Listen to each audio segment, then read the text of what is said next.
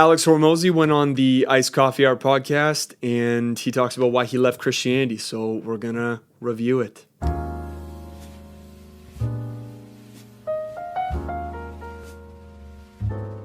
When I was like 19 or 20, I became a born-again Christian.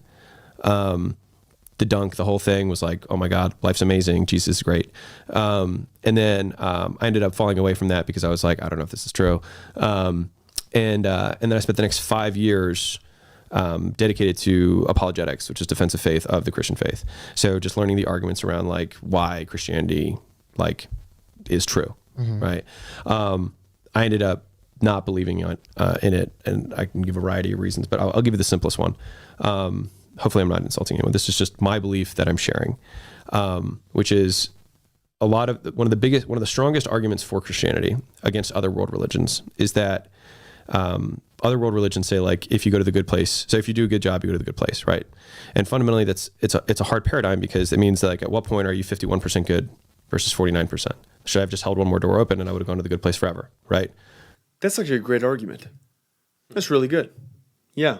So if you have kind of a moralistic system like or something, then yeah, eventually like the difference between you going to heaven and not going to heaven is actually like you opening a door because, there was some little act that sort of tipped you over.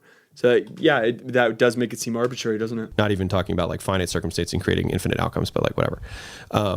And so if you can draw that line, then it kind of makes it ridiculous, right? It like kind of breaks down on the like be a good person system, right? And so that's all worldviews with the exception of Buddhism and Christianity. With Christianity, they're like, you don't have to be good, you just have to have faith. And if you have faith in Jesus, then you go to the good place, right?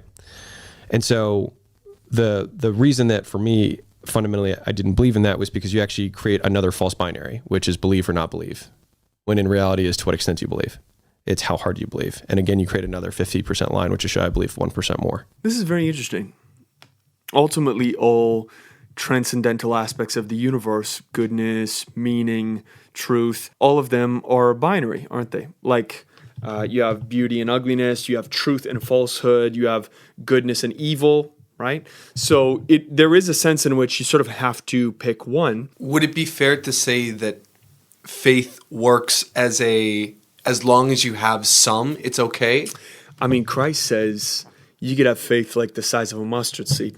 You can move a mountain. One way to conceptualize it is simply to say, if sin is missing the mark, it sort of implies that there's one way to get it right and a billion ways to get it wrong. And that's how order and chaos works, right? Chaos, there's a million ways to make something chaotic, and there's sort of one way to make things ordered. I think that's why faith is binary. It's a very interesting objection. I was just like, fuck being said. I was like, fuck happiness. I was like, I'm just going to do stuff that I think is cool. And that was like the first break in the chain for me. My slogan to myself was actually just fuck happiness. And that was wildly freeing because I stopped judging myself for not being happy. It's very interesting that you hear people often say, if there is no God, then you might as well just do whatever you want to do. But of course, in the Christian conception of God as the summum bonum or as ultimate goodness, that would mean that, for us, we're seeing God as the thing that we aim at. But for the person who says there's no God, you're seeing what you want now as the thing that you aim at, which is, it's sort of like a compass that doesn't point north. The compass just points at whatever you desire the most. Well, that compass can't really lead you anywhere. Like there must be something that all of your long-term goals have in common. And that thing is going to take the shape of God. But if you don't actually believe in God, you're going to borrow that from people who are Christians or people who are religious or people who are sort of conservative in general. And you're going to borrow from them, from their moral structure. And then you can say, well, be a good person, have a family, get married, have a good career, etc. Why do you think he was unhappy? I think Alex Hormozi is exactly like the rich young ruler in the sense that he desires status and money and the accrual of resources above all else. He says in one of his videos he does not have any friends that don't make him money because he sees his relationships as, to some degree, a means to an end for the things that he wants to do. And so if he wants to make a lot of money, then all of his friendships must make him money. Otherwise, he doesn't want to be friends with you because he sees the making money and gaining of status as more important than the relationship itself. So that's okay. That's the opposite of a Christian worldview, right? A Christian worldview says love is fundamental. Love is the point of life. Connection to other people is the most profound thing, the most meaningful thing, the most pleasurable thing that you can experience or pursue. And he basically says, no, that's not true. It's status and money and what I think is cool. Basically, it's 5 years of him slowly turning around like the rich young ruler and realizing, okay, if I have to give up one of these things, I'd much rather give up God than status and money. You just do what you want to do in the moment. Just do whatever I feel like doing. And it's not like it's like all short term, like all pleasure seeking, whatever. Like I still have a long term perspective of like, this is what I want to build. Yeah. Like I want to write these books. I want to build these courses. I want to do this stuff, but it's like, those are things that I enjoy. So that's what I do. I love it. It's great. All right. I don't have anything to say there. I mean, I had questions, but now I know the answers to them just based off here. I'm just listening. I think this is the worldview of most young people now. And the problem with that is you use your five senses, you look out at the world, you try to figure out what's most meaningful to you, and eventually you end up, sort of caught up with the veneer and the aesthetic of high status. So then you just sort of pursue the aesthetic of that.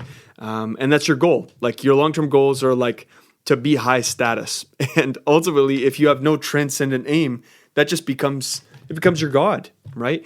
I was at a rich person's house the other day, and I'm looking around at, really fancy infinity pool, nice view, And I realized as I sort of thought about it, why does this rub me the wrong way? It's not so much that I don't like rich people, because I like rich people. I know a lot of rich people, but I actually have so much more respect for, some guy who shows up at church and he's got $6 million in the bank, but he dresses like he's got 10 grand, and he's tremendously generous.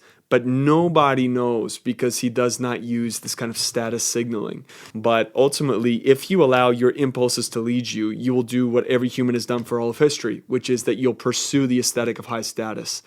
You'll pursue the vibe of a winner. And that means having a hot wife, and that means having big muscles, and that means having a nice house with a pool, with an address or zip code that's hard to get into. And ultimately, that will become your God. But once you have it, what do you have, right? Like once you actually get there, you go, wow, my life is meaningless and pointless. And ultimately, even though it's so cliche that people will say, maybe the real lesson is the friends that we made along the way. The reason why that's the point of like every movie ever is because love ultimately is transcendently meaningful. And that's fundamental to the Christian worldview. And so, I feel bad for Alex because on the one hand, he has a great marriage. He loves his wife. But, you just ask him, like, why do you love your wife? Like, is it just about her, or is it more fundamental? Is it about love itself? And if you worship love, what exactly is the difference between you worshiping love and you worshiping God? But if you go to a restaurant and you order something, let's say you order a steak and you order it medium well, and it comes back medium rare. Yeah. Do you say something? It's not worth his time. No, I don't actually. You don't? No. Why would I? I don't care.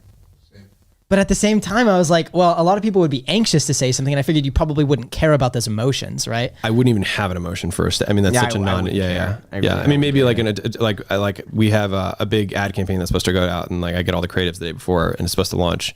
Like, would that annoy me? I'd be like, yes, but let's fix it. Like this is bad. We can't run this. Let's try again. And in the end, it won't matter because we're all going to die, and this money is going to go back to the game.